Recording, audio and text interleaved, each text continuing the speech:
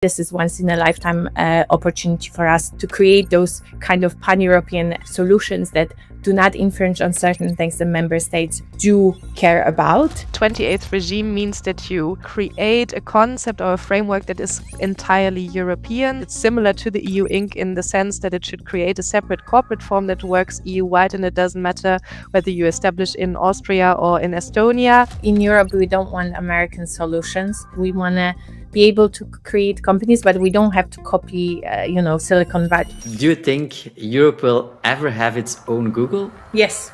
Politically, there's nothing actually speaking against EU Inc. Everybody agrees that it's a good idea and that it's necessary. It's really more about bringing the politics closer to the actual issues and thereby not creating so much extra bureaucracy and so much more fragmentation. Do policymakers really understand what's happening in the startup world? No. But at the moment, you also have to remember that actually founders don't need Europe. It's Europe that needs founders.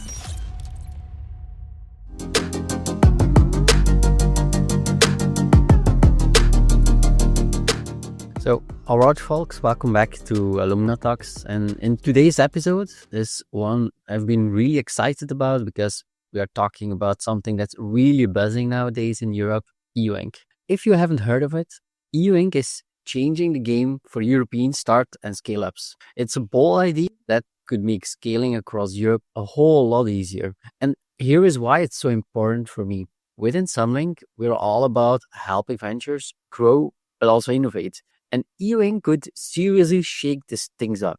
And that's why today we're diving into everything EU Inc., what it is, why it matters for you, and what's coming next. We've got two amazing guests lined up. We've been working on this from the inside.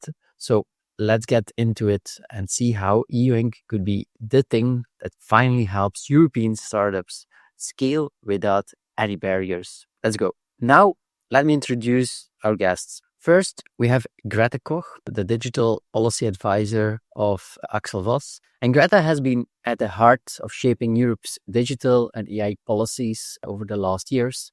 And she's been heavily involved in driving forward initiatives like EU Inc., but also the AI Act. She's the person who knows the ins and outs of European policy and is pushing hard to make Europe a more startup friendly. Next, we have Iwona Anna Biernat, who has a wealth of experience working directly with startups. Iwona's journey took her from working within Entrepreneur First, helping people find their co-founders and launch their ventures, to now taking up roles like a COO or a fractional operations partner. And she's been within the startup ecosystem from all sides and knows exactly what's needed to get these companies to scale, especially when it comes to navigating Europeans' minefield. So together, Greta and Iwona bring a perfect mix of policy, but also practical startup experience.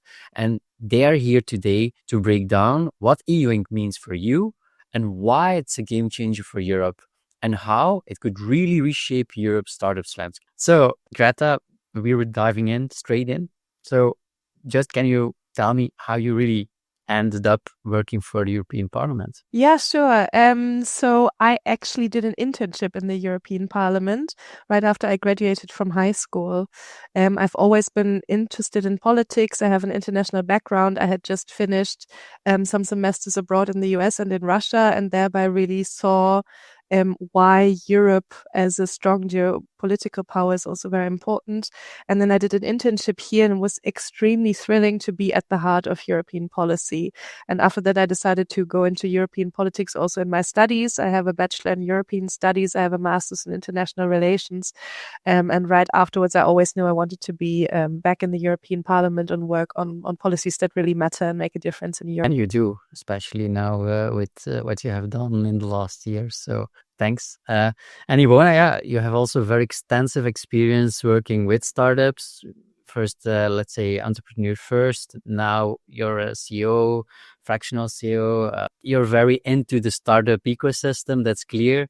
And what specifically drew you into Ewing? Well, so yes, my background is legal, and I started at Entrepreneur Fest like 10 years ago. So I have 10 years working venture capital now, and I led the sort of legal operations and scaling processes globally for them.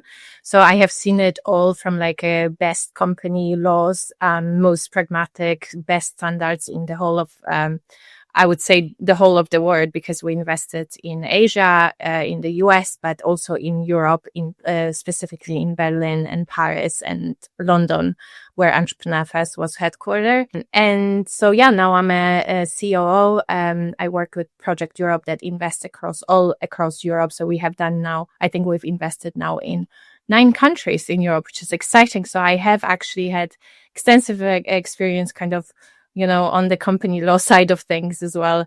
And I, as an investor, because now I'm speaking from an investor perspective, like I can see a lot of challenges, pretty much every day, not only for us to invest, but also for startup founders to attract, international investors all across Europe. So it feels very fragmented. Anyway, my story with Ewing is actually quite funny, because I was in Rome on holidays 2 weeks, and I was like, oh my God, Rome is so great. I love this city. We've built such amazing, we've built all of this. We as Europe, this is our heritage, legacy. Everyone wants to come and see it, including Americans who are at the moment laughing about how, we are behind innovation. But in any case, someone I worked with previously called me and said, do you want to write this, proposal for Ewing? And I'm like, hell yes. I knew about Ewing. I think I was 3,653rd person who signed the petition and I signed it maybe 3 weeks before traveling to Rome. It resonated so much. When I saw the petition, I was like, wow, this is exactly what we need for Europe in order to be able to produce more companies, to innovate in Europe, to fix Europe for startups. And when they called me, because obviously I work with the person, Philip, who is co-initiator of this petition, he said, you have the best background and knowledge. You have done it all everywhere, pretty much across the globe. You should lead the development of this proposal. And so I've engaged 4 other law firms and experts to write a concrete legal proposal that we have submitted to the European Commission in January this year. Wow, time flies. But yes, that's the short story of how I got engaged with Ewing. But as I said, Ewing was something that resonated not only with me as a legal person, as an operator, but it resonated so much with everyone that we had thousands of people who have signed it over 2 months between October and December last year. And then we had, even more people signing over the remainder of the beginning of this year. And we still have people who continue to sign the petition. It resonates with everyone, because every investor and startup have actually experienced so many challenges when raising capital, when incorporating, when trying to move fast. For example, Entrepreneur Fest itself, when we opened in Berlin an office, it took us from an investment committee, because we ran this I don't know if you know much about Entrepreneur Fest, but we brought together hundreds of people into the same room, and we gave them an opportunity to speak to each other. They all were ambitious. They all had amazing backgrounds. We wanted them to find a co-founder and an idea. And once they, pair up and find an idea, they would pitch it to us, and we would say, okay, we'll give you 100K for you to start, and you have 3 months to prepare for demo day. So this model worked really well in some jurisdictions, such as the UK or even the US, but it doesn't really work in Germany, because it took us about 3 months, not us, but entrepreneurs, to incorporate a company, to finish incorporation. So by the time there was a demo day, founders were just very frustrated because they weren't able to secure funding from us. They weren't able to move quickly. So yeah, loads of challenges. I've seen it all, and I've seen it in at least at the moment, maybe 6-7 countries in Europe. So, and when you actually compare it against the UK, when it took 1 to 3 days from incorporation to money in the bank, that speaks for itself. So yeah, I've seen it all. So that's why I got engaged with the EU and the whole ecosystem to actually call for this solution, because at the moment we're at this stage where innovation matters. Europe needs funders more than the other way around, because funders can leave to America and do exactly the same. And in fact, a lot of companies do, like, I don't want to like name, but like Lovable, for example, has a Delaware company, and they operate from Sweden, right? It's for a reason. And we just need to focus now on like there's a whole loop that needs to be fixed, but fixing the very beginning of like the loop, which is like making sure you can incorporate the company. And so you can launch, scale, and fund companies quickly. So that will enable Europe to create more opportunities to innovate more. But it's normal. You're pretty deep into the thing and you're pretty excited about it, to be honest. Same here. And I think it's also the time that is there to have a kind of forum that would, solve all these issues. But then let's say my question to Greta, of course, Europe, you work more from a policy point of view, a regulation point of view. Do you think that at the idea, it feels more different? It's a regulation, maybe, hopefully a regulation, not directive. But what do you think? In which direction do we go? Yes, the thing is that this feels different because such a reform of European company law has been tried over the last 20 years. And for several different reasons, it has failed. And this is the first time in a long time that the Commission has given a signal, okay, we're going to tackle this issue from a holistic point of view. We have very clear recommendations in the letter and the Draghi reports on needing a framework for innovative companies across borders that has a holistic approach that also includes company law, but also other things like insolvency, like tax matters, like labor law. But of course, all of these different policy angles have very difficult problems within the parliament, within the council, that have so far stopped us from making real progress here.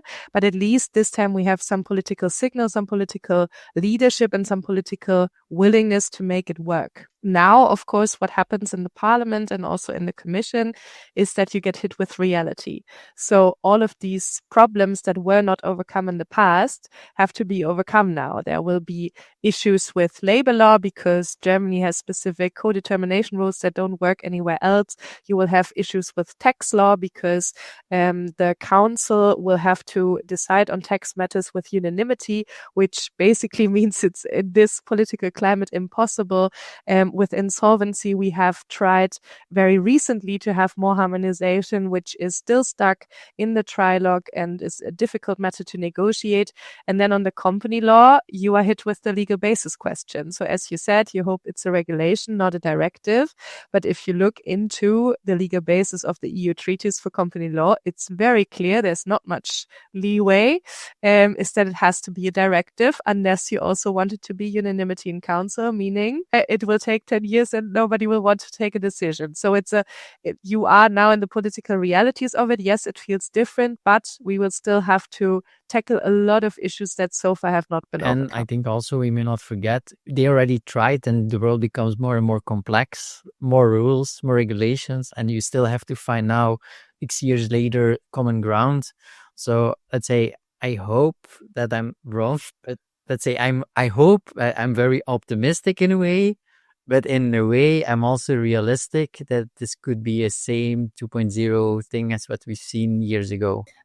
I think I feel compelled to add a few clarification on what e-wing is, because I think there's a lot of myths going around about what we want to, kind of harmonize, what we don't. The difference between what maybe the parliament is looking into, or like the EU institution, is harmonizing a lot of things. Okay, that includes labor and taxation. And we actually, our solution, the e-wing solution that we have proposed, that we have written a proposal for only focuses on one standard for Europe at the company level. So you are still subject to the local labor law and taxation. You have to have a genuine link to obviously when you incorporate in EU Inc., and you can be French EU Inc., you can be German, Polish EU Inc., you have to have an administrative sit. That needs to be through a genuine link with a member state. Obviously, I don't have a definition for that, but it has to be something legit. So we don't want to touch labor nor taxations for the same reasons that Greta just mentioned, including the fact that it's really difficult to agree on those between countries because of the different cultural differences in countries. And as we know from the past, when the first European company has been established, which was established through a combination of regulation and directives, it doesn't really work. Nobody is using it, first of all. And also there was a big compromise. And I think the biggest challenge was labor laws. So we want to avoid that. What we really believe Europe needs is one standard for the European company law, which is going to cover the full life cycle of, company and business rules that you require, from like incorporation to insolvency or exit. So IPO or secondary sale, M&A, whatever it is. And I think it's just one of those pan-European solutions that we think can work in Europe, because in the end, like you're still a French or German, Polish EU Inc. You don't infringe on anyone's sovereignties. So we really hope that, that Parliament can see that and engage with the ecosystem, because I honestly think that at this point of time, this is once in a lifetime opportunity for us to create those kind of pan-European solutions that do not infringe on certain things the member states do care about, but create something at the EU level, which, can enable people. So actually use regulation in a way that doesn't just regulate, but actually create solutions for Europe. It creates opportunities. That's clear. And I really hope that the European Commission also sees it. But of course, as always, there is a difference between seeing an opportunity and then the political reality that we have also here in Belgium. The Council has called for 28 regime, in their letter recently, and then also yesterday. And I'm funny to say, like there was an explanation mark at the end of like, we want this 28 regime. Where is the proposal for it?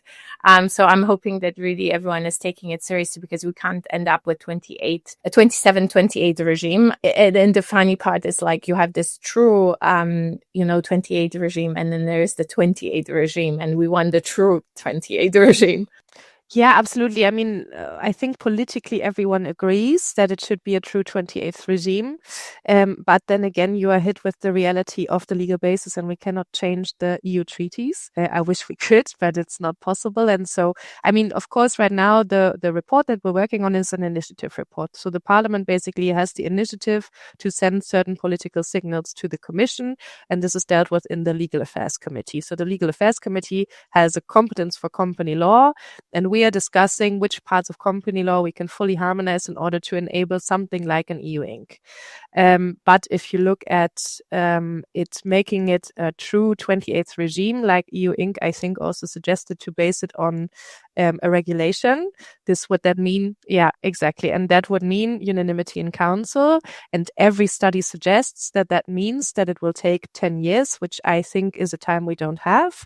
And we'll probably be hit with a political reality of not ever getting an agreement because of the political climate we're in right now.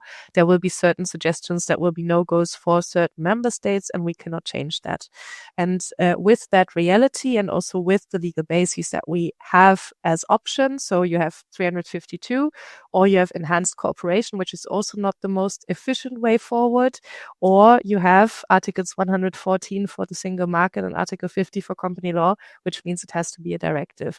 And so the question is, if it's a directive, how can we manage politically to really still fully harmonize, because you can have maximum harmonization also with directives.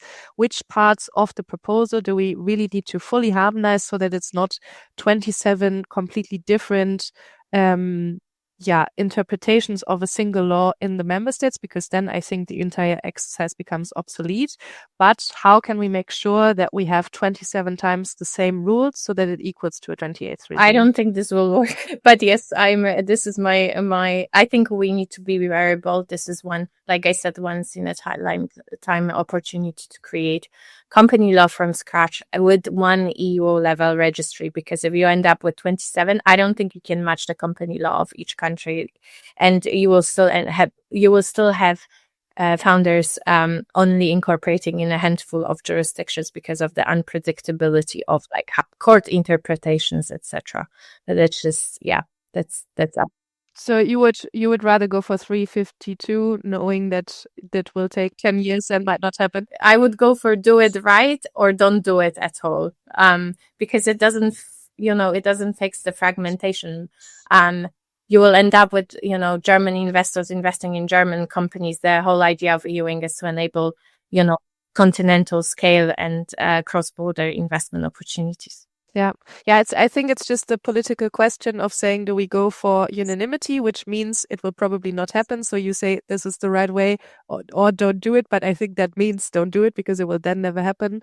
Or you try your best to go for a different. So that's really the political decision making behind it right now. Okay. For the audience poll, if you had to launch your startup today, would you pick, for example, United States, Europe, or somewhere else?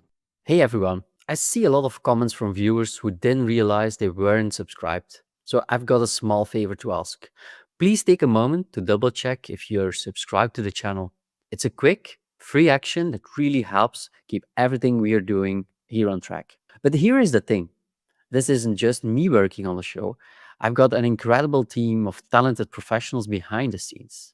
And your support makes all the difference in allowing us to keep delivering high quality content. Every time you subscribe, you're not just supporting me. You're supporting an entire team dedicating to make the show the best it can be. Thank you for being part of our journey. You're helping to shape the story we're telling together. And I'm truly grateful for that. So go ahead and double check your subscription. And thank you once again for being such an important part of our community. Okay, it's already, and this is an intro, already pretty intense intro, but okay, at the end, that's just something we wanted. Of course, not everyone is really into EUing, so maybe it's also good to, let's say, do the small introduction about, but what is it, why is it, and why it matters. So, Iwona, can you briefly explain what is EUing in simple terms? Yeah, so EUing is a concrete legal proposal it's a solution for 28 regime, currently being discussed at the sort of European level on how we can encourage more investment and in Europe. And essentially EUing started with a petition that was signed by 18,000 people by now. So we are calling for a pan-European entity with one EU level registry, a digital first obviously solution. So leapfrogging really digitalization across Europe, which will have one set of standard corporate law rules for all of Europe. So it doesn't matter where you incorporate your company, you're governed by this set of business law rules. And Greta, you're writing on the 28th regime. What is the difference? What is it? 28th regime is the idea that we create a company form that is EU-wide, as Iwona has explained. So it's similar to the EU Inc. in the sense that it should create a separate corporate form that works EU-wide, and it doesn't matter whether you establish in Austria or in Estonia. It should have the same rules, but it will, like as it was suggested by the Draghi report and also communicated by the Commission, it's not only about company law, but it should also be a separate tax system, a separate insolvency system, and a separate labor law system. At least that's the suggestion that was made by the Commission. So it touches many different aspects. And what we are doing right now in the initiative report is really focus on the company law. So how could we basically make the EU Inc., which we don't call the EU Inc., we actually call it the ESSU. But how could we make such a European-wide company form work with the political tools that we have? Just to add to this is that it's meant to be an optional optional company rather than replacing any national regimes. And I think we both, Greta and I, pretty much agree. And this is the same as 28 or 28 regime. Ewing is a proposed solution for 28 regime. And what are then, in your opinion, the three key problems this would solve for ventures nowadays? I think there are many parts, but I think if I was to focus on three, I would probably say we need standardization for Europe and we need a trusted entity. At the moment, if you are a French investor, you will stick to investing in France because you don't know the legal firms in other jurisdictions, or you will ask the founders you like to reincorporate either in the UK or in the US. So I think it will solve for that standard that is a trusted standard. So it doesn't matter where you are based, and it gives any founder opportunity to incorporate with that structure, and that you can do it very quickly. So the speed of that, the standard of it, the trusted form. So it solves for standardization and the speed of how quickly you can set up company and attract investors. It solves for the pan-European also kind of approach, whereby we at the moment, French companies or Polish companies are competing against US or China tech giants on a French, German or Polish level because of the fragmented ecosystem. Only 18% of companies in Europe right now consider themselves pan-European, despite the fact that, you have French and German, you can't compete. I don't think you can compete with US or China if you don't have that scale. And I think Ewing would obviously enable the scale and the pan-European. So you become a European company from day one. And I think it will solve for unlocking capital flow across Europe, which is a problem at the moment. Not only capital, but also exchange of ideas, tapping into talent, through ESOP, because you would be able to grant, options to employees across all of Europe from that one entity. So you don't have to set up 27 different, ESOP schemes. At the moment, it's really expensive, by the way. And I have seen it, throughout my work. I just received a message yesterday from a Swedish founder saying that he will move, all of his operations to the UK, because it's easier to attract talent. There are schemes, and it's so difficult in Nordic countries at the moment because you get taxed on day one.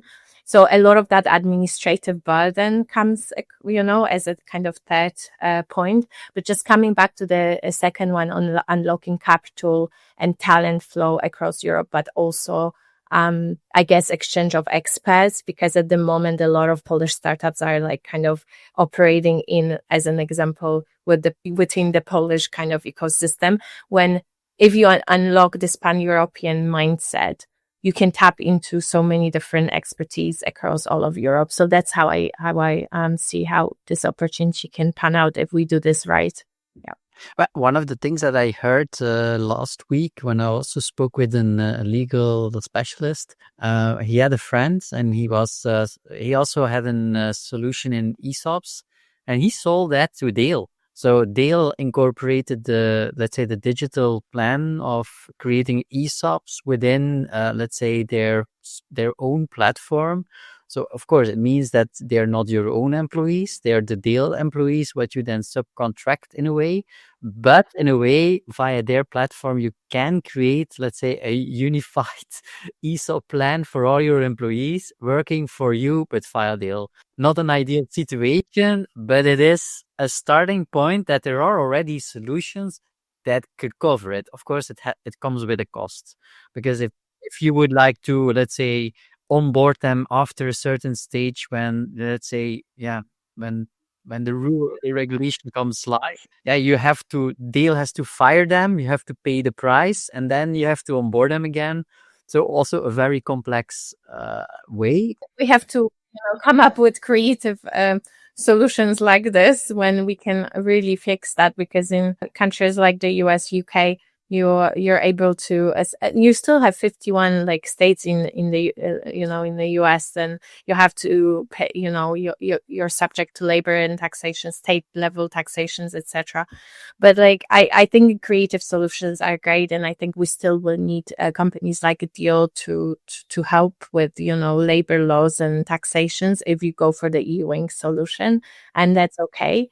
But yeah, it would be nice if we could just do it in Europe without having to pay for it. And then also you don't know what the nitty-gritty of that agreement are, like I would love to read more the terms and conditions of that, and who pays the tax. It's all for the startup, and the risk is for the startup, because they'll push the risks away. That's logic. So it's I think it's a temporary, a good solution, but not the solution I would opt for. I would like to control the things myself and have it in-house instead of relying on parties like them. But okay, it's not there yet, so well, it's one of the biggest focuses on our project. One of the core pillars on making sure that companies can tap into talent everywhere, because we have so much talent across Europe, but they are based in different parts of Europe as well. So it would be great if companies from Germany, Poland can hire someone in Spain, doesn't have to like think about the legalities of setting up a scheme that costs like few thousands, and then maintaining it and all the valuations and everything. It gets really expensive. This is the nitty-gritty of the daily stuff that founders need to deal with. So I think it would be great to see how this can be harmonized across all of Europe on what the Parliament's solution and the Commission's solution will be for that. And one more point, like this is one of the biggest hurdles. Like I spoke to Synthesia's founder, who is from Denmark, and I was on a panel with him, and I think someone asked him a question about whether he would start a company, and then he said never, and then they asked why. Obviously there are multiple different reasons, but one of the biggest reasons was that he will never be able to tap into the same talent that he is able to tap from London, because one, like people get taxed in Denmark and Nordic countries on day one of a grant, which becomes expensive. So you as an employee, you make an investment into a company that also is unable to pay you more because they are so early and they want you to specifically come and join the company to work with them. But they can't because it's just too expensive. Like you get taxed on day one. So I think it's one of the most important core parts that need to be solved as part of this. I have a fun thing to add on top of that. Synthesia yesterday rejected the 3 billion takeover from Adobe and Meta. Yeah, at the end. So I think it's a starting point. It's a combination of, okay, if you can also create an organization that's on a European level, I think we can do the same as what they are doing in US or in Asia. We can also buy companies. But we need a little bit more, let's say, we need to create them more. So we need to create a better infrastructure and ecosystems in Europe. And it's great that Synthesia is doing so well in 11 Labs. They're amazing companies, and the founders are amazing and super smart. And I think we need to do that. We need to create real companies that can compete on global level. And that's a really great start. And hopefully we will enable more company creation across Europe. Yes, it's exciting times, though. It is. And also maybe because I'm convinced a lot of people will ask, okay, now we have set the first steps in U-Inc, for no matter how you want to call it, but let's say is the first steps in a pan-European entity. Greta, but what do you think could be the potential roadmap? Okay, I know directive, regulation that will vary, and also the roadmap length. But let's say what's on the table right now, what are the steps to take on which level? Because I'm convinced a lot of people will have the same question. it's a bit up to the Commission what this package of a 28th regime should look like. So as I said, originally what was communicated is that it should cover more than just company law and just setting up one corporate form, which is already difficult enough, but it should tap into several different legal aspects of the European legal framework, so including insolvency, taxation and labor law. But there are different ways how the Commission can go about this. They can either say, okay, we have a 28th regime package, so like a 28th Act, let's say, and that includes many different or separate proposals concerning the 28th regime. One of those proposals being a new corporate form, which would then go under under company law, and that would essentially be an EU Inc.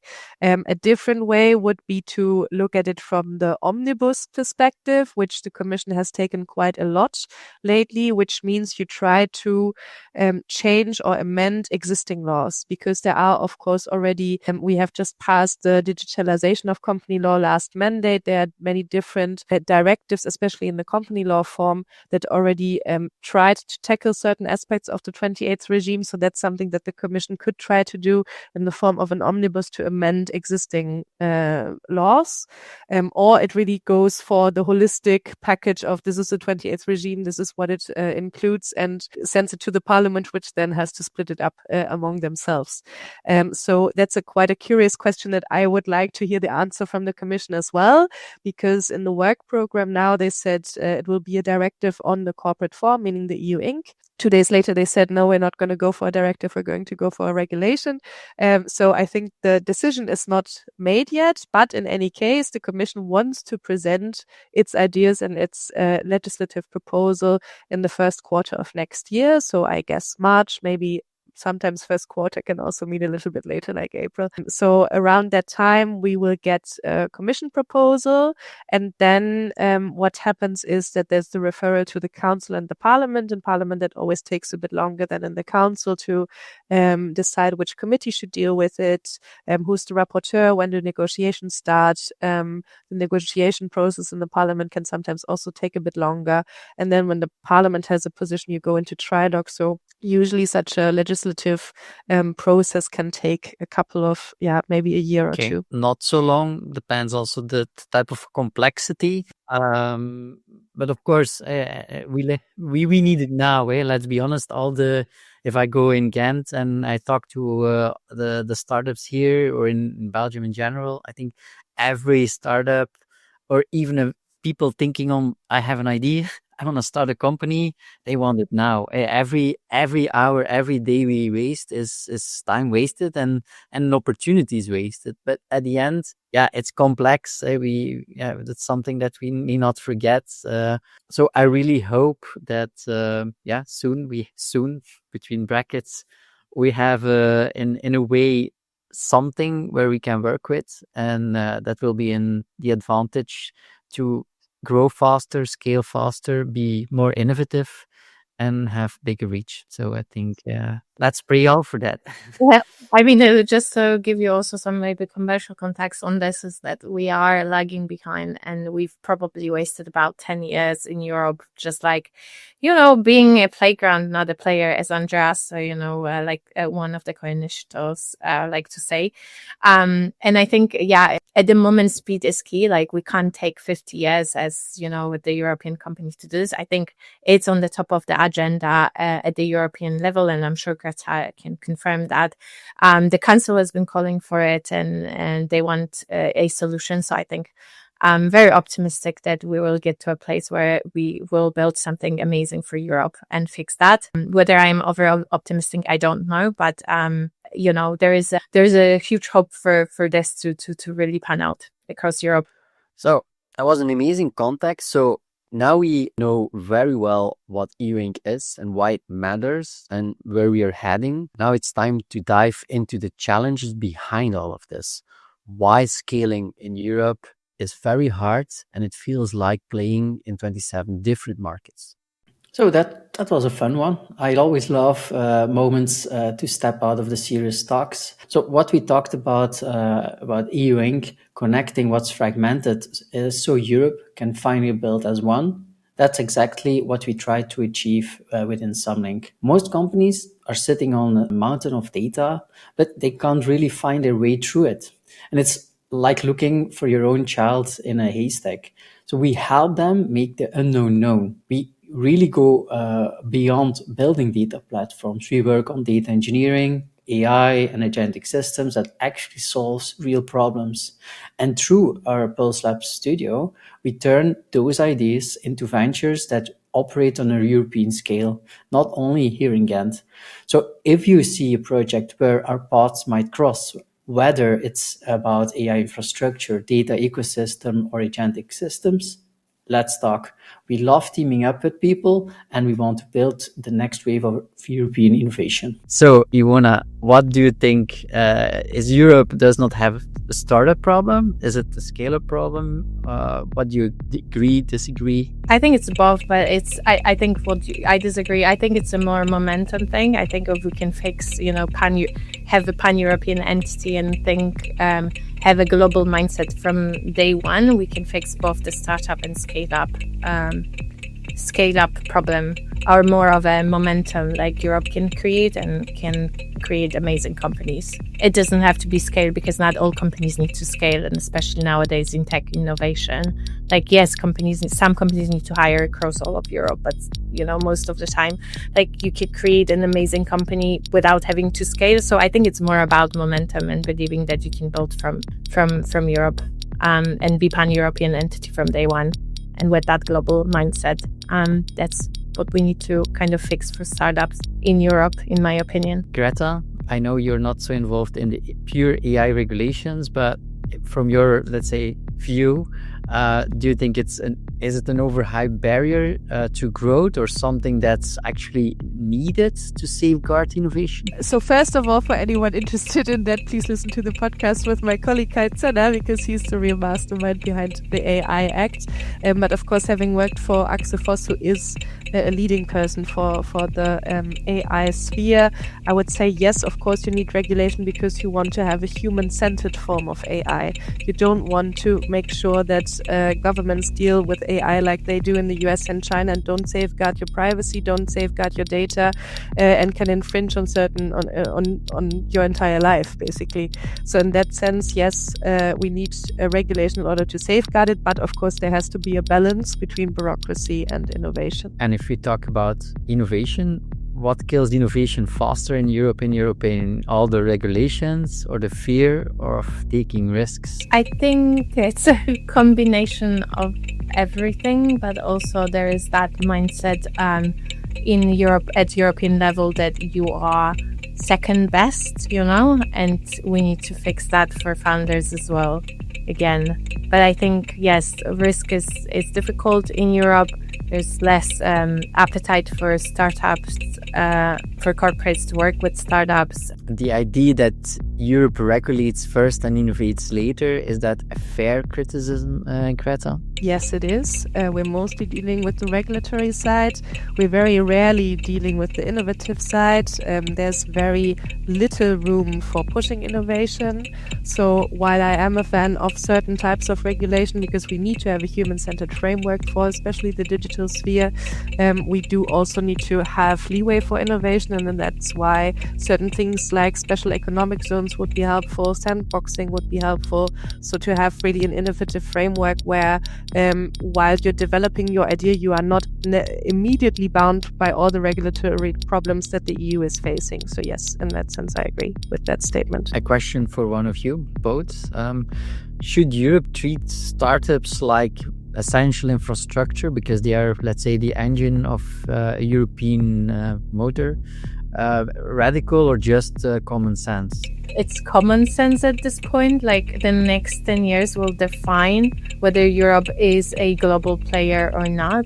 So if we can't innovate and we can't create infrastructure for people to build amazing companies, we will lag behind. And it's really Europe needing founders right now.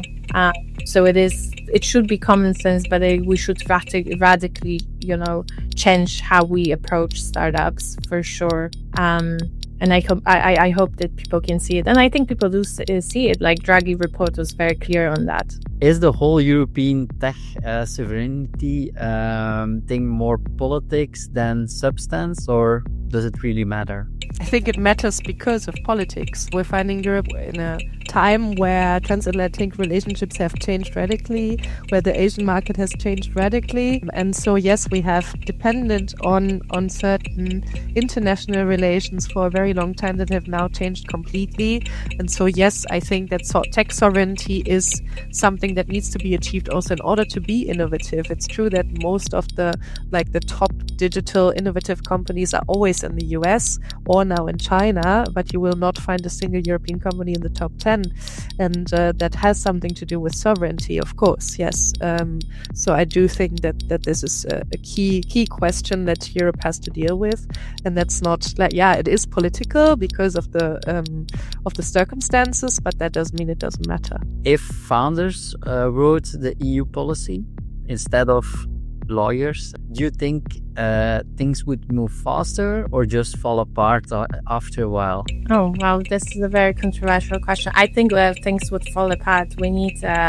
If we're creating anything, or whether it's a company structure or we need to make sure that it is a credible entity. So yeah, we definitely need lawyers, but we need standards. And once we have standards, everyone is, on board pretty much. So it's easier to kind of navigate. But no, I don't think founders should rule the world.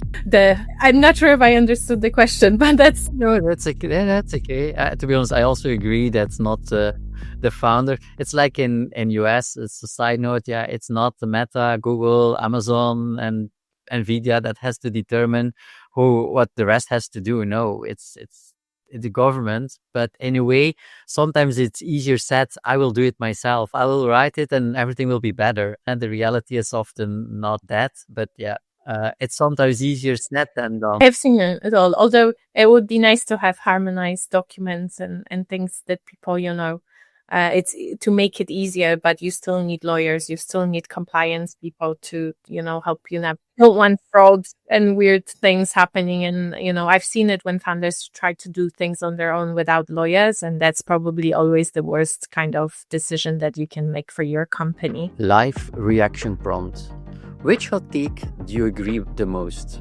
So, Iwona, of course, now you see a lot of people starting an own company in US. Why? Why do they go there compared to what they can do in Europe?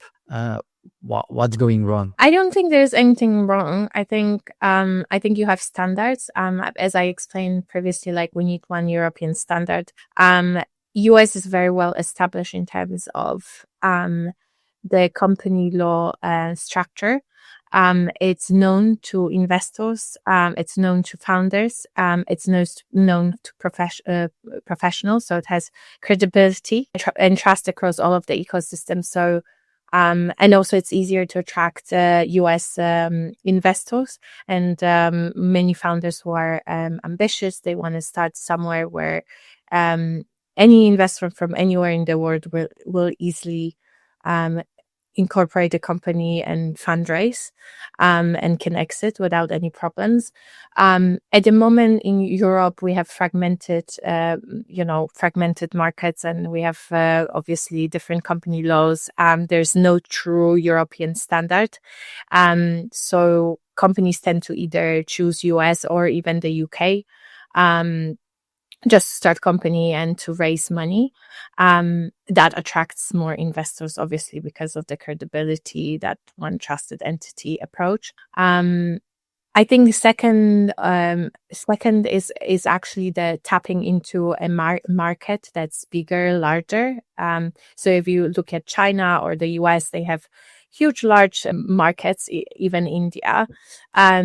In Europe, the problem is that we do have a single market, but there are a lot of artificial barriers across this single market. So in theory, you end up with like really fragmented ecosystems in Europe. So you don't actually get to tap into 450 millions of consumers in Europe in the same way you would do in America. And I think that's something that we need to look at the European level. There's also a third one, which is like, it's easy if you have a US company and you become US founder, depending obviously on the industry you work in. But if you create for consumers, like it's a B2C, opportunity is bigger if you are a US company to tap into that market, and to also to win bigger contracts. At the moment, like even procurement or like bigger corporates, they don't really want to contract with startups in Europe. So a lot of companies choose to do that. So and I'll add on one more point, because I think it's important here that in Europe, we should really focus on building companies that it doesn't matter where you are geographically, because you are building a company that can have a huge impact, but doesn't really need the 450 million consumers. So companies like, for example, ACML is a good example, right? Like you don't actually need to tap into a 450 million. But if you want to do that, a lot of companies have chosen to do it. And finally, I mean, it's the legal friction of running a company, you know, in Europe.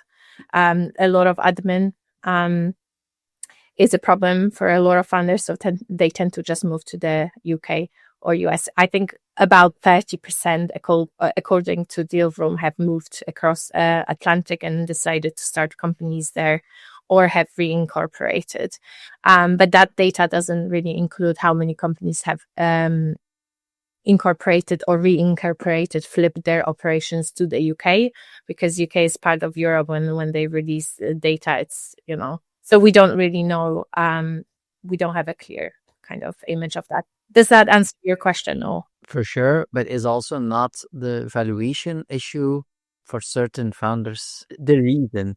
Because if you compare, let's say, Belgium with the Netherlands compared to UK or Paris, for example, and then compared to US, and you do in all those countries the same, your valuation will be way different. Because the risk appetite is also, let's say, in US way more there than what we have here. I think investors in Europe are more defensive. Is that also one of the, I think maybe that could be one of the main reasons, because I say, I lose less shares, less dilution. So at the end, I have also more money to play with.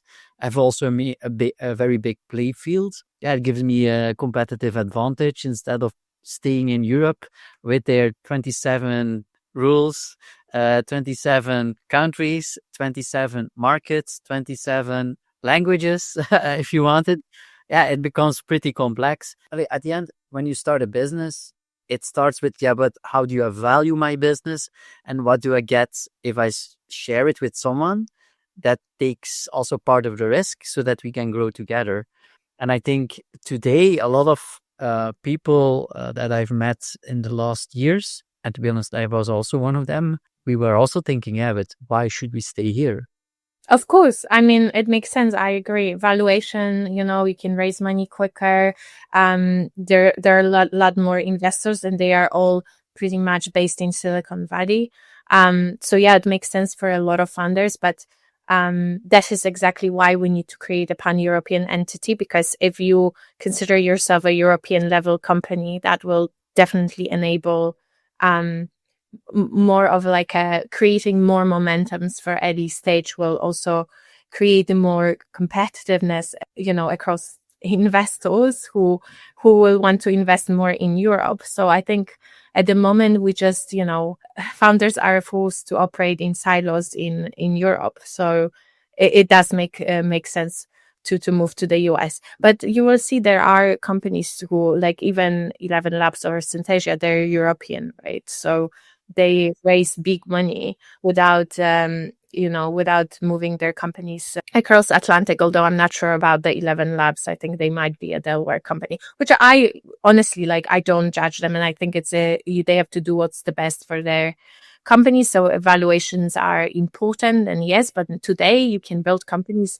really for nothing, for very you don't need as much capital as used to. And so yes, valuations matter, but I think slowly maybe they will less. And then once we have an EU Inc., a pan-European trusted entity standard, more investors will want to invest in Europe. There will be more startups, more momentums, and valuations will go up as well, I think. So yeah, of course, it will make sense. If you want to tap into the larger market of consumers, that makes sense. But if you are you need heavy cash to create I don't know, a deep tech company, it doesn't really matter whether you're in the US or in Europe. Because you can build, you're not reliant on a large market, but you do need to attract more capital. And I think EU Inc. could solve for that, because once we establish this one standard, it doesn't matter whether you're investing from US or UK or within Europe, you will be investing into a European company from day one, which has that European scale, European mindset from day one. Not even European, I would say more global, because it's not about competing against the US. I think it's just standing shoulder to shoulder with US and offering something to founders that that will want them to stay in Europe, because they can raise from anywhere at bigger valuations if they need to, or cash needed for, especially for hard tech companies, right? You need a lot of heavy capital, intense capital at the very beginning, and that is really hard to raise in Europe as well. But I think I'm very positive about how much we can fix in Europe, and we need to bring more money into venture. We need to use saving and capitals. We probably need IPO exchange and everything else. But yeah, I think if we encourage more early stage investments in Europe, there will be more momentum, so better valuations over the next decade, if we do this right. The first step is then, for example, EU Inc. is established, hopefully. But then is the next step, IPOs. From a startup point of view, you have seen a lot, scale-up point of view. How do you think we are? In which ecosystem in Europe we are? Is it sufficient? Is it not sufficient? What should we change? Because I've heard from Andreas Klinger in one of his recent podcasts, that's a very big issue in Europe. Is that something that you agree or disagree? Yes, I do. I agree. I think we need to have a strong European exchange. And we don't have that at the moment, nor does London. At the moment, London is struggling to attract IPOs. So most IPOs actually emigrate to the US, which, to be honest, I would advise to do a company at the moment. So you need to either integrate the London exchange with the European, or create a pan-European exchange, so that we can bring the value back to Europe. In terms of making Europe more attractive in a long term for startups, I think is a key thing to solve. At the moment, if a company was to IPO, let's say in Amsterdam, probably investors would sue them, because lack of credibility and and also the scale of it versus the American exchange. But I'm an operator, Pez, so I do work with investors and founders. So if I was to advise them, I'll probably say go America, go big and ambitious. But if we can solve that for Europe, that would be wow. And the way I see EU Inc. within the context is that it is a pan-European solution that doesn't infringe on anyone's taxations and labors, which, member states care about. It fixes the first part of the loop, which is incorporation. So launching a company, investing into a company. So you have this one standard, the speed of it creates more momentum, confidence across the ecosystem. Then because you have all of these momentums, then you bring more venture into more money into venture from private investors, which is one of the biggest challenges in Europe. Then again, it's focusing on talent and immigration rules. And then the last part is the IPO, which is you can kind of build on top of that. So once we fix one by one, each of these problems that Europe has, like IPO would be probably one of the biggest wins. And it would create almost like a signal, okay, like this, this is a big market, and we can create our own winners, as America does now, as, China does now. So it's about time if we want to compete on a global stage. That's my view on this. And Greta, your take from a more European regulatory point of view? Yeah, so I do think that IPOs always come up in the, let's say, maybe not the top 3 reasons to change something in the legislative reform, but maybe number 4. So when we talk about what and who the EU Inc. or the 28th regime is for, obviously we always talk about innovative companies. That doesn't mean that you have to qualify to be an innovative company in order to take part in this corporate form. But essentially not every startup in the entirety of Europe will have interest in using their corporations across border or to exit the market and so on. I mean, this is really about innovative companies in the sense that you try to, you're maybe in the tech sector, you're trying something new and you might want to have a patent. So in the sense of who and what this is for, this is very, very important. And when you talk with those innovative startups right now, I would say like the main reasons why we need an EU Inc. or the 28th regime, access to finance and access to talent, as Iwona has now said several times, obviously the 2 main reasons why we need this. Third, which is the most obvious one, but I think also a key one when we talk about the political difficulties, why it's so difficult to set up the EU Inc. as it was designed, is for free movement. So meaning that you can set up in a member state, but it doesn't matter where you operate. You don't have to set up again. You don't have to register again at different member state.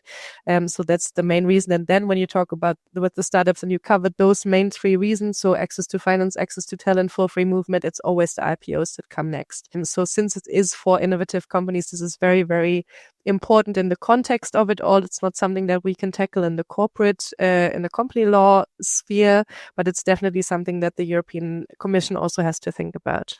Yeah, I just add to that because Greta mentioned innovative companies. So there was, and maybe there is, because we don't really have clarity, is whether this optional regime should be available only to innovative companies or all sorts of companies. So what startups, and I'm speaking from like the ecosystem perspective, is that we don't have a definition of what innovation is or what innovative is. And I think I'm pretty much in like agreement with Greta. I think if I maybe I misunderstood, but in any case, like I think we can't have Brussels regulate what a startup is, innovative. And I think, it should be open to everyone, but that doesn't mean it's interesting for everyone. I'm just saying it's mostly interesting for innovative startups that in their creation already think about cross-border. They already want to market their product in a European way, and that doesn't apply to every single startup everywhere. So the EU Inc. will not be interesting to every form of startup. It will mostly be interesting to innovative startups, but it should of course be open to everyone, not even necessarily startups. We're not putting a limit even in size. It should be open to everyone, but of course the focus is we want to have startups and scale-ups that are successful and innovative in Europe. And definitely that could lead be a pathway or towards a more integrated kind of IPO approach in the future, So yeah, it's definitely like a first step towards building something even bigger, because having an exchange European is a big, it sounds like an ambitious, but truly we already have a single market, so it should be possible. But a question that I have myself now is, but is it really necessary to wait with, let's say, drafting an IPO related act in a way where we say, okay, at the end, no matter where your company is, in Belgium, in UK, or in Sweden, or in Poland, or in France, at the end, you have your company already there. You would like to do an IPO. You can only do it in one stock exchange today, more or less. Why wait and just start collaborating with all the stock exchanges in Europe and create an IPO on top of that? And do it synchronized with, let's say, the track of EU Inc. today. It's possible that the Commission will propose that. I just haven't heard them have that conversation yet. Let's say in the report that we're focusing on, its company law that doesn't necessarily touch on IPOs. That's why we're just talking about creation of the company, registering of the company, access to finance, etc. We're not even covering the full life cycle. It's just we're starting the theoretical exercise. Let's say. The Commission, I don't know. I can't answer for them why they cannot synchronize that. I think they should, possibly political reasons why it's not possible right now. I think it's just called on having a European exchange. I was in Financial Times recently, and so I think there is appetite for that, and I think it's something that I have seen on one of the agendas. I don't know if it was the council or somewhere where they discuss pan-European exchange. I think this will just naturally happen, and it will happen. Is it not necessary that startup founders, scale-up founders, or maybe companies like a Perplexity, or let's say the big players, the tech players, or let's say big companies to court in Europe, where they say, we are not on the stock right now, but we would like to. Okay, create it now, because we need to have that push now, and we don't want to wait for a kind of pan-European structure. We want to do it here in our own region where we are created. Is it not up to, let's say, us, the companies, to give a signal to say, hey, just do it synchronized and let's try. At the end, if not, again, we not collect ourselves in a kind of petition like with 18,000 people, nothing will happen. So maybe it could be also an opportunity to raise a flag and say to every person listening to this episode, to say, hey, let's start EUing 2.0, but then for IPOs. No, I love the idea, but I think you need to do things step by step. You can only EUing is focusing on the first step because we think that it's going to drive the appetite even more for an European exchange. Because you will create, as I said multiple times, like it will create more early stage not create, but there will be more early stage investments, therefore more companies and more momentums. And if we see that momentum in Europe, you can create that standard. But I think this is something that can be done in synchronized, and I hope that someone can start another petition to do that perhaps, but it's not what we are advocating for. And like I said, I don't think we can fix everything. Even when Merz and Macron said that they are pro pan-European entity, but they don't want it to be to cover everything. As an example, like they don't want employment, they don't want taxation to be part of that. And they said it in a very, in a statement in a Franco-German summit. It's exactly what, we propose, but it seems to be kind of like not coordinated very well. I'm still trying to figure out how the European institutions work. They perhaps a copy.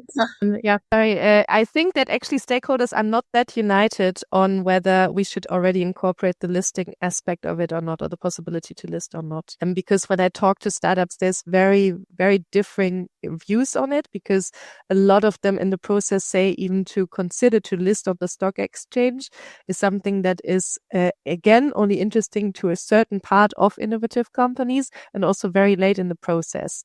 And if we're now saying it's already politically difficult to set up the 28th regime, and then we immediately connect stock market issues, which are already difficult enough also politically to it, as Iwona has said, we're trying to force something that it might not be interesting to everyone. And then the next aspect is that this is connected, like when you try to set up an EU Inc., it's mostly similar to a limited liability company, so not something that is listed on the stock exchange. We have taken a similar approach because this is most interesting to startups. But then to add to the fact that you can then list on the stock market, you would raise the threshold of bureaucratic things that companies need to do before setting up the company. So you're actually making the registration process or the transfer process more complicated.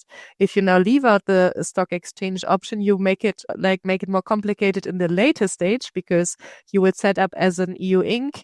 and then by the time you want to reach the stock market, you might have to transfer, but at least it doesn't concern like this threshold. The bureaucratic threshold is not higher for everyone that is included included in the EU Inc. So that's the main rationale. We're still discussing it also politically because there were some amendments on this, but so far there seems to be a certain threshold that is bureaucratically too high to already think about stock market now. Comment one thing you would fix first if you were an EU commissioner for start and scale-ups. The first question is for one of you. Can the EU Inc. stop Europe's brain drain? Yes. Yes. Should AI startups get lighter rules than others? No. Would you support a deep tech company outside the EU? Yes. Do policymakers really understand what's happening in the startup world? No. No. Will EU Inc. make fundraising faster for startups? Yes. 100%. Would you personally launch a startup under EU Inc. as it is described? Yes. Greta, is bureaucracy Europe's biggest competitive threat? No. Do you think Europe will ever have its own Google? Yes. Is Europe moving fast enough when it comes to innovation? No. No. Is trust Europe's strongest brand? So then can regulation and then innovation really coexist? Yes. Yes. It depends what you mean by regulation, but if it's the type of regulation that would establish EUing, that's like an innovative approach to regulation. Quick fact drop. Only 18% of early stage investment in Europe cross borders, but what's stopping the others 82? So where are we right now? Is EU Inc. just a dream on paper, or are we really moving towards legislation or just a directive? So we are moving towards legislation. As I said, there will be a proposal from the Commission. I just don't know what it will look like yet. And we in the Parliament are making suggestions what it can look like. Right now, it looks like the part of the 28th regime that reverts to the EU Inc. So the European-wide corporate form is most likely going to be a directive. This is very, very unfortunate politically. Also, the MEP that I work for really wants to have a regulation, but we're lacking the legal basis. So we would have to change the EU treaties, which is another thing that would be very nice if this was brought on its way, but unfortunately it's not. So we're probably looking at a directive that the Commission will propose next year. It's not just a dream, but I do think that there is political reality that has hindered any form of the EU Inc. in the last 20 years. And those stops basically, or those hurdles, are not gone suddenly because the Commission has proposed something like this. So it will be a very, very difficult way ahead. Okay, great. And of course, you see, let's say, all the input from European Commission and European Parliament. Yeah, there is definitely a mixed, let's say, appetite. You have people for, you have people contra. Is it really clear who is more on the train pro and against? And then the main question is, what can we do as a startup ecosystem to convince them that the pro is really the right train? Yeah. I do think that technically, like, it's not that you cannot really say these people are against and these are for it, because technically everybody supports the idea of a 28th regime. But then as soon as you start talking about it, there's people that are nitpicking which parts can actually be harmonized and which should be left to national member states. And this already starts in the Parliament, but that will be much more crucial when we actually get to the Council side, because every member state has its own rules. And the reason why we still have such a fragmented single market is because member states like their own rules, and to touch certain things in certain national competences is very, very sensitive. I'm from Germany. There we have the German notaries who really like the system and don't want to give that up. We have the German system of co-determination, which has caused a lot of problems politically in Europe already because none of the other member states really buy into that.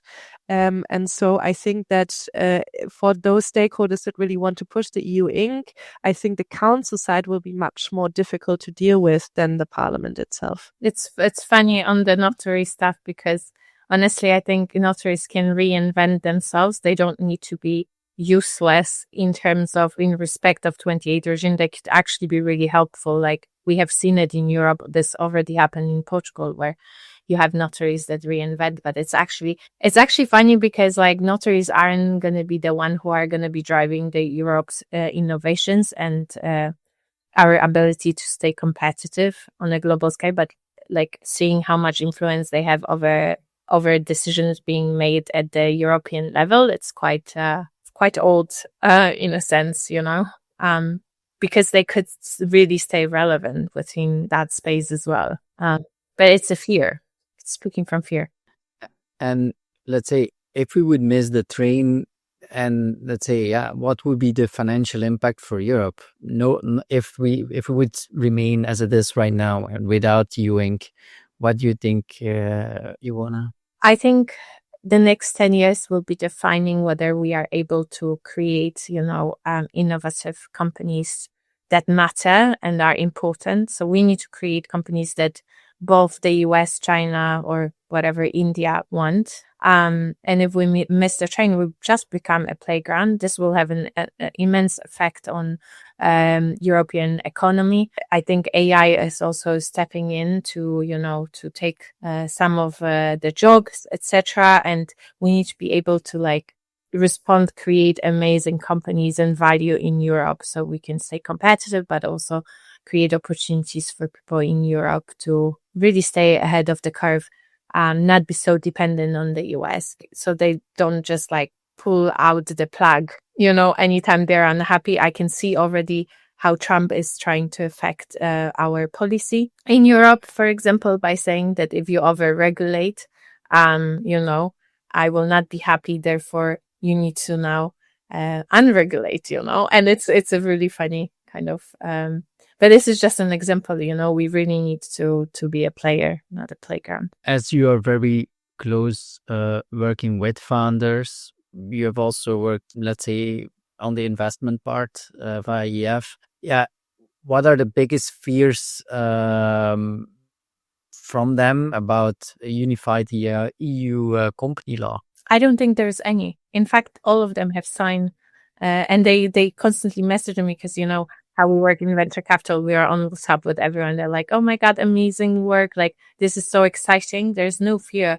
I mean, if you're asking me whether it will happen or not, there is no, I would say that people are very reluctant to believe that institutions will respond to what they want and need, that they are able to listen to them to create something that they're actually calling for.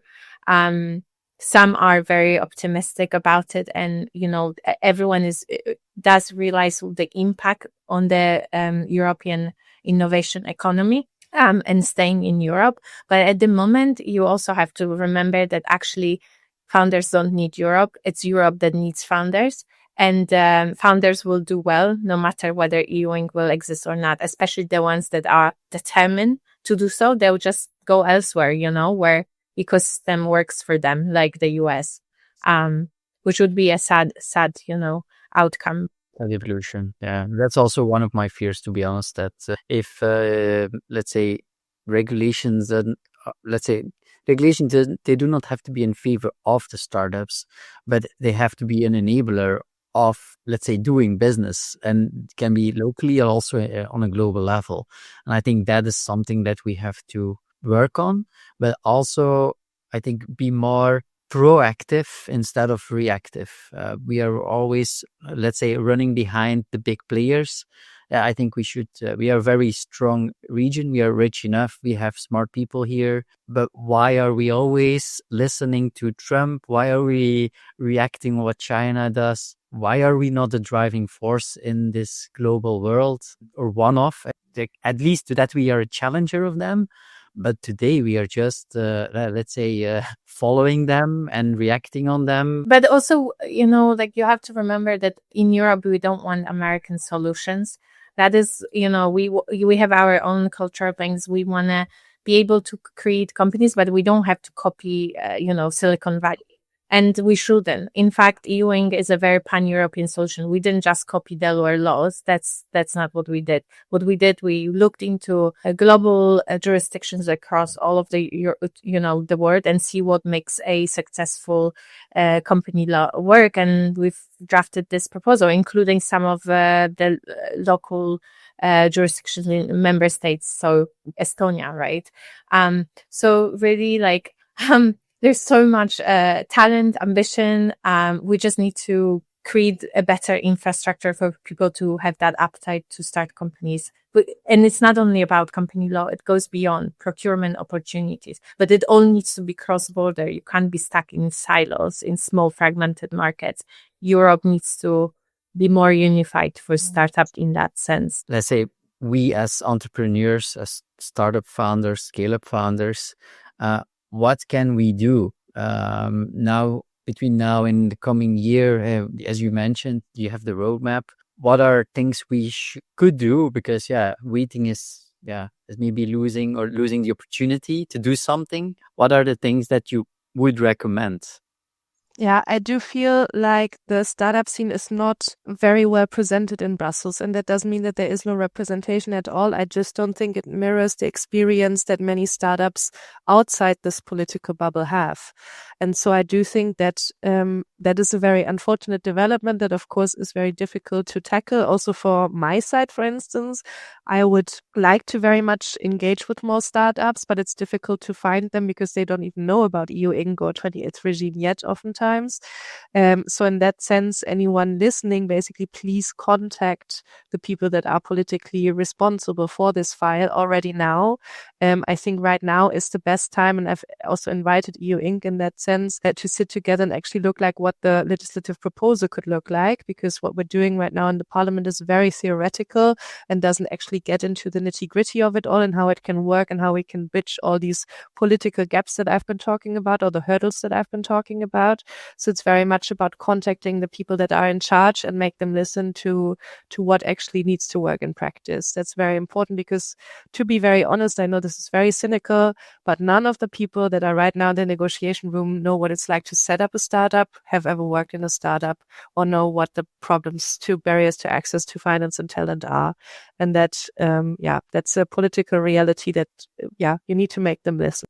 Yeah. So they need to hear more. Let's say we have to walk the floors and or at least organize something where they are also part of it and that they can go in discussion with us, because at the end the paper is a paper. At the end you do business for people, and I think there are people behind the policy that the EU Inc. wrote. So I think it's important there that startups, scale-ups find the regulators on a local level in their own country or on a European level to, let's say, convince them in which direction we should go.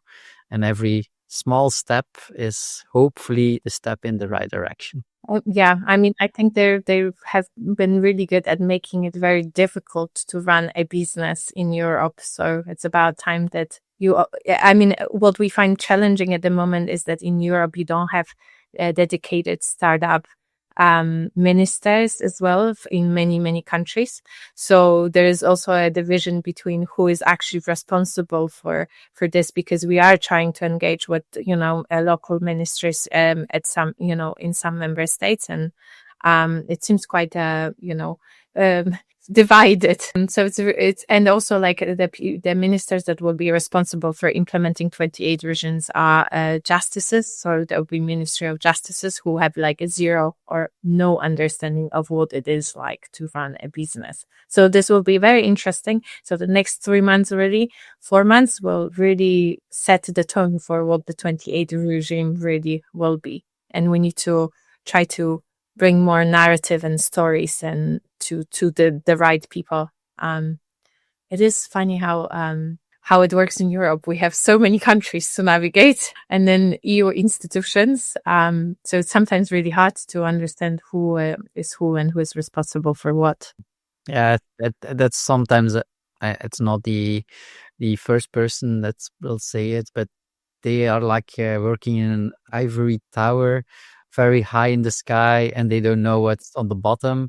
And I think they have to break it down a little more so that they are in the middle of those that they are working for. But yeah, at the end, it's responsibility of both sides. I think they can come lower and we can go up, and hopefully we find someone in the middle and find hopefully, or create something beautiful where every startup will benefit. What's Europe's real superpower?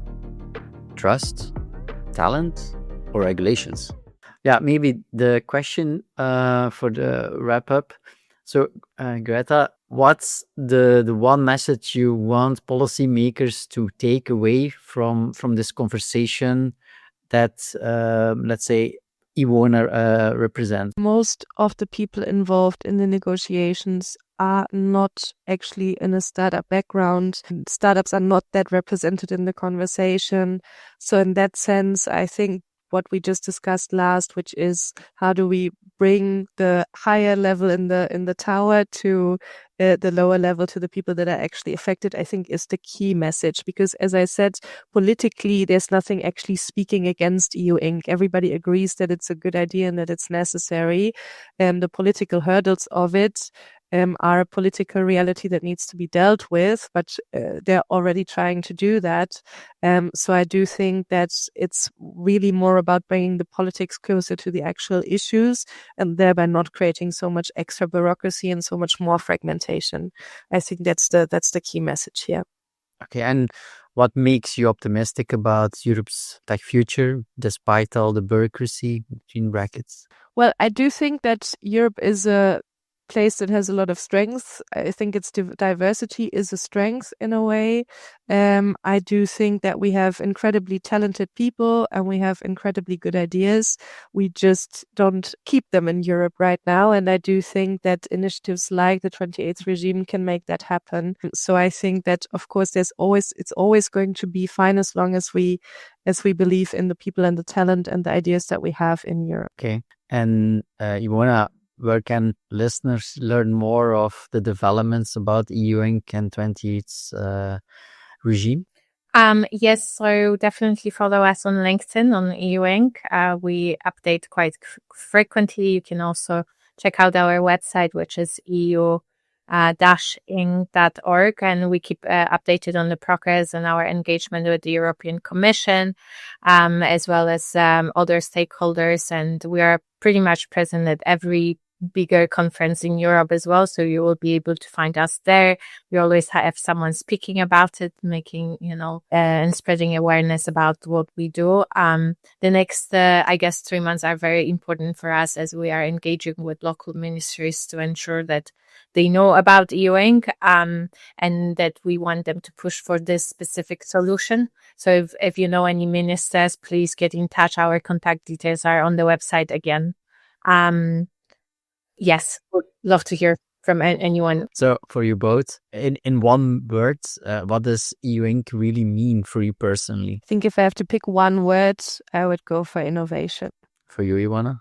I think at this point, it means boldness, courage, and innovation. I have 3 words, sorry. I give you that. Momentum, once in a lifetime opportunity. Momentum, once in a lifetime opportunity is probably like one word with the dashes. Okay, great. I like momentum as well. Yes, indeed. I think, and with this last question, I really like to thank you both for having you both here in the podcast. So thank you very much, and I hope we gave a good insight about EU Inc.